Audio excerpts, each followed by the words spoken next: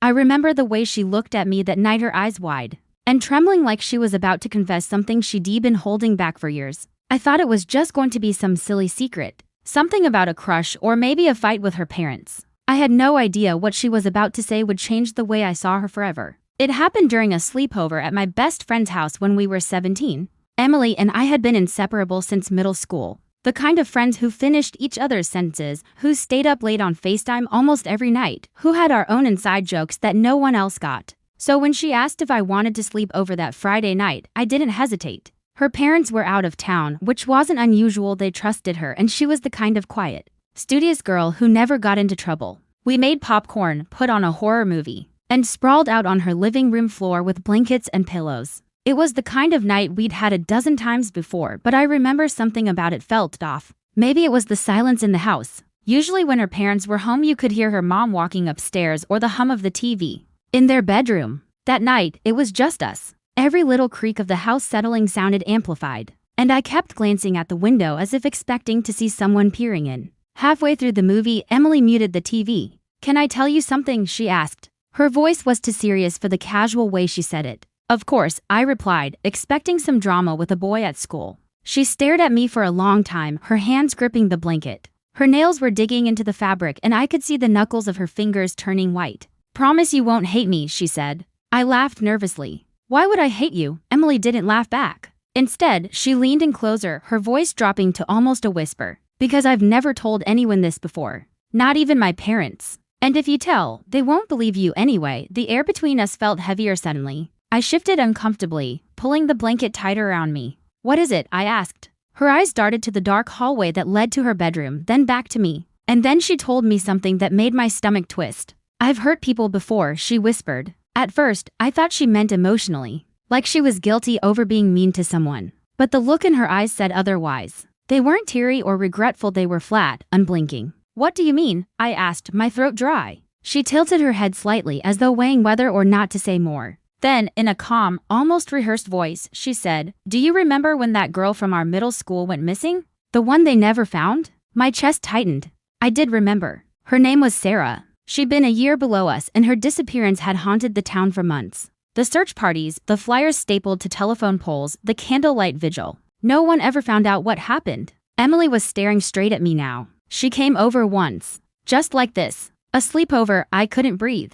The words didn't register right away, they felt impossible, absurd. I wanted to laugh, to tell her she had the worst sense of humor. But something in her tone told me she wasn't joking. I forced out a nervous laugh anyway. "That's not funny. I'm not trying to be funny," she said. The way she said it made the room feel colder. I looked at her face, searching for a crack in her expression, some sign she was pranking me. But she didn't smile. She didn't blink. I swallowed hard. "You're lying." Her lips curved, but it wasn't a smile. More like a twitch. "Why would I lie to you?" The living room felt suddenly too big, the shadows in the corners darker than before. I kept waiting for her to burst out laughing and admit it was all a sick joke, but she didn't. Instead, she leaned back, picked up a piece of popcorn, and popped it into her mouth like nothing was wrong. I wanted to leave. Every instinct told me to grab my bag, walk out the door, and never look back. But we were in her house? Her parents were gone. The nearest neighbor was a quarter-mile down the road, and it was already close to midnight. My voice shook when I asked, What happened to her?"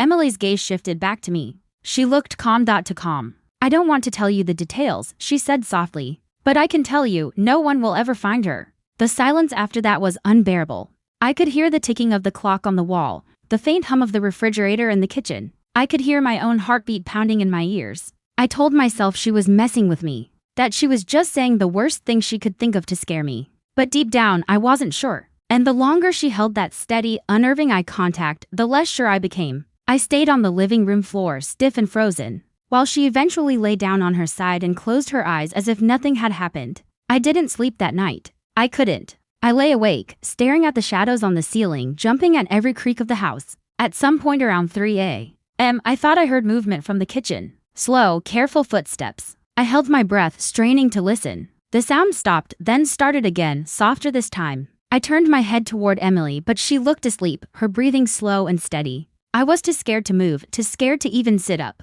I lay there, paralyzed, until eventually the first light of morning crept in through the curtains. When I finally gathered the courage to get up, Emily was already awake, sitting at the table with a bowl of cereal like nothing was wrong. She smiled at me, cheerful again, as if the night before hadn't happened. You were so quiet, she teased. Did I scare you? Her tone was lighter, playful now, but it didn't feel right. It felt like she was testing me, gauging how much I believed her. I mumbled something about being tired and made up an excuse to leave early. I don't think I've ever walked home so fast in my life. For weeks after, I avoided her. I ignored her texts, sat at a different lunch table, even lied to my parents when she came by the house. But she never seemed angry about it. If anything, she acted like she didn't notice. And that almost made it worse, because if she'd been lying, wouldn't she try to explain herself? Laugh it off as a joke. Instead, she just smiled at me in the hallways. Like we shared some horrible secret. Years have passed since then. Emily and I aren't friends anymore. We drifted apart after high school, went to different colleges, different states. I haven't spoken to her in years. But sometimes, late at night, I'll see a missing persons poster on social media or hear about someone vanishing on the news. And I can't stop myself from wondering. I remember her voice, calm and certain, *, no one will ever find her. *, and I know deep down that she wasn't lying.